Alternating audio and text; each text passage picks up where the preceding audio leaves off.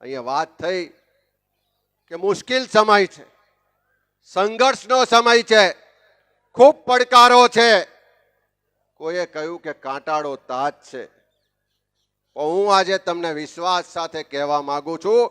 કે ભલે કાંટાળો તાજ હોય, કાંટા મને વાગશે પણ મારા કાર્યકરોને ક્યારેય વાગવા નહીં દઉં. અને જે કોંગ્રેસે, જે ગુજરાતના લોકોએ આ તાજ મૂકીને આશા અને અપેક્ષા રાખી છે કે આ તાજ કોઈ સત્તા માટે નહીં, જે રાહુલજીએ ગુજરાત માટે કીધું છે કે 2027માં તમને હરાવીશું, પણ એ કોંગ્રેસને સત્તામાં લાવવા કરતા જે 3 દાયકાના શાસનમાં જે ગુજરાતમાં લોકોના સંવિધાનિક અધિકારો છીનવાયા છે, જે ગુજરાતમાં તાનાશાહીનું રાજ ચાલે છે, જે ગુજરાતમાં ભ્રષ્ટાચારીઓએ સરકારી તિજોરી લૂંટવાનું કામ કર્યું છે, જે ગુજરાતે ગુજરાતના યુવાનોની રોજગારી છીનવી છે,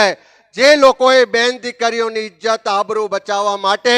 જે કાયદો હોય, પોલીસ હોય, એને પોતાના ઉત્સવો, તાઇફાને તોડ પાણી માટે વાપરે છે, એ શાસનને બદલવા માટેની આ જવાબદારી છે.